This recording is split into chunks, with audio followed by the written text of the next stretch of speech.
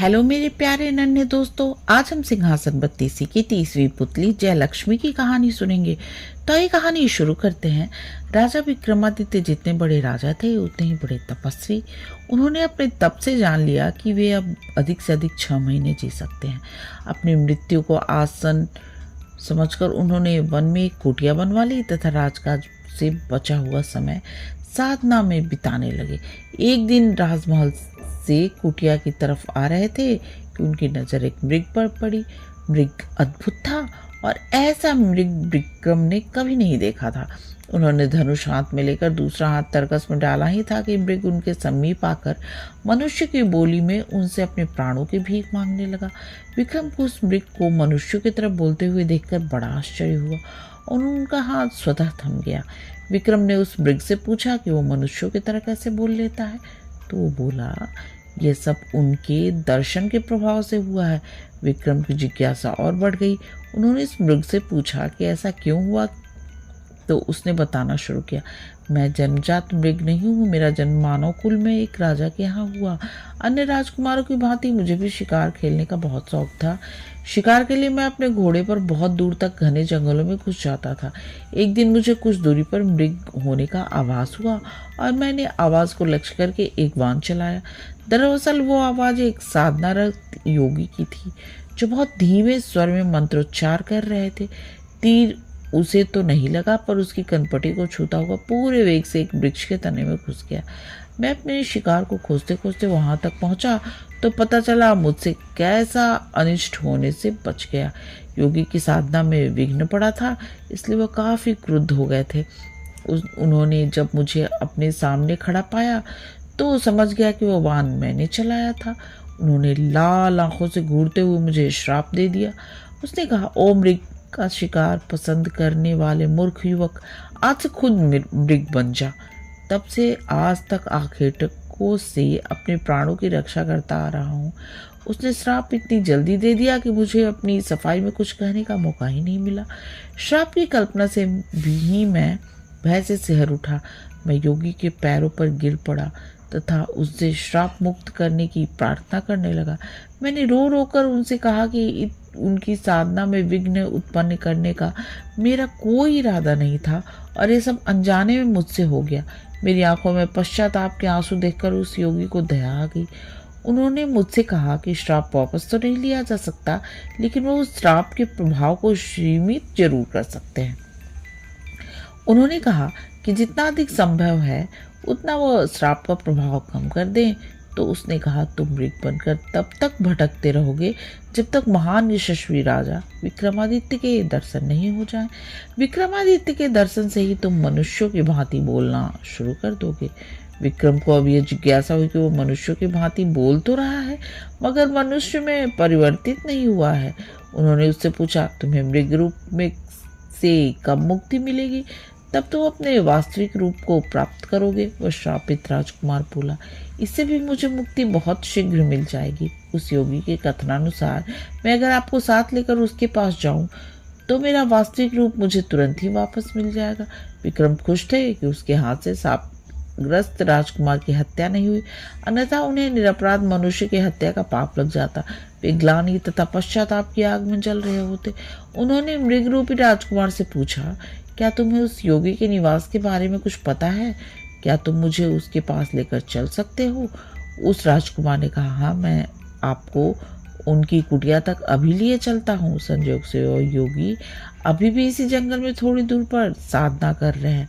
वो मृग आगे आगे चला और विक्रम उसका अनुसरण करते करते पीछे पीछे चलने लगे। थोड़ी दूर चलने के पश्चात उन्हें एक वृक्ष पर उल्टा होकर साधना करता हुआ एक योगी दिखा। उनकी समझ में आ गया कि राजकुमार इसी योगी की बात कर रहा था। वे जब समीप आए तो योगी उन्हें देखते ही वृक्ष से उतरकर सीधा खड़ा हो गया।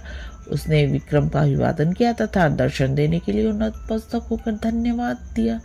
विक्रम समझ गया कि यह योगी उनकी प्रतीक्षा कर रहा था, लेकिन उन्हें जिज्ञासा हुई कि वह उनकी प्रतीक्षा क्यों कर रहा था।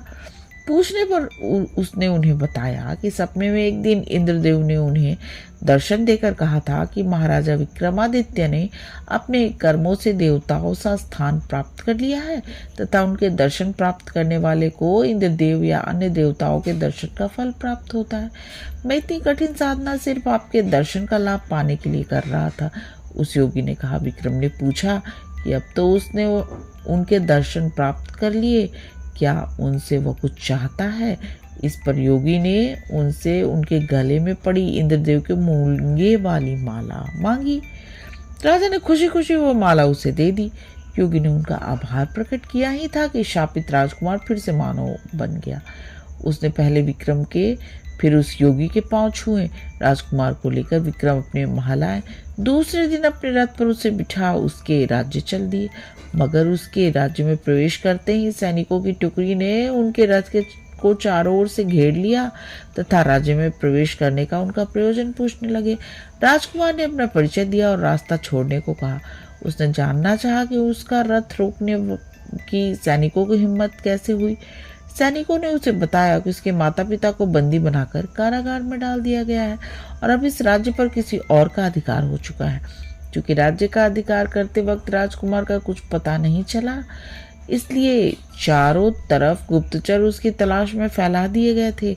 अब उसके खुद हाजिर होने से नए शासक का मार्ग और प्रशस्त हो गया है। राजा विक्रमादित्य ने उन्हें अपना परिचय नहीं दिया और खुद को राजकुमार के दूत के रूप में पेश करते हुए कहा कि उनका संदेश नए शासक तक भेजा जाए। उन्होंने उस टुकड़ी के नायक को कहा कि नए शासक के सामने दो विकल्प हैं, या तो वो असली राजा और रानी को उनका राज्य सौंप कर चला जाए या युद्ध की तैयारी करे। उस सेना नायक को बड़ा अजीब लगा। उसने विक्रम का उपहास करते हुए पूछा कि युद्ध कौन करेगा, क्या वही दोनों युद्ध करेंगे? उसको उपहास करते देख उनका क्रोध 7वें आसमान पर पहुंच गया। उन्होंने तलवार निकाली और उसका सिर धड़ से अलग कर दिया। सेना में भगदड़ मच गई। किसी ने दौड़कर नए शासक को खबर दी। वो तुरंत सेना लेकर उनकी तरफ दौड़ा। विक्रम इस हमले के लिए तैयार बैठे थे। उन्होंने दोनों बेतालों का स्मरण किया तथा बेतालों ने उनका आदेश पाकर रथ को हवा में उठा लिया। उन्होंने वह तिलक लगाया जिससे वो अदृश्य हो सकते थे और रथ से कूद गए। अदृश्य रहकर उन्होंने दुश्मनों को गाजर मूली की तरह काटना शुरू कर दिया। जब सैकड़ों सैनिक मारे गए और दुश्मन नजर नहीं आया तो सैनिकों में भगदड़ मच गई और राजा को वहीं छोड़कर अधिकांश सैनिक रणक्षेत्र से भाग खड़े हुए। उन्हें लगा कि कोई पैशाचिक शक्ति उनका मुकाबला कर रही है। नए शासक का चेहरा देखने लायक था। वो आश्चर्यचकित और भयभीत था ही हताश भी दिख रहा था। उसे हतप्रभ देख विक्रम ने अपनी तलवार उसकी गर्दन पर रख दी तथा अपने वास्तविक रूप से में आ गए।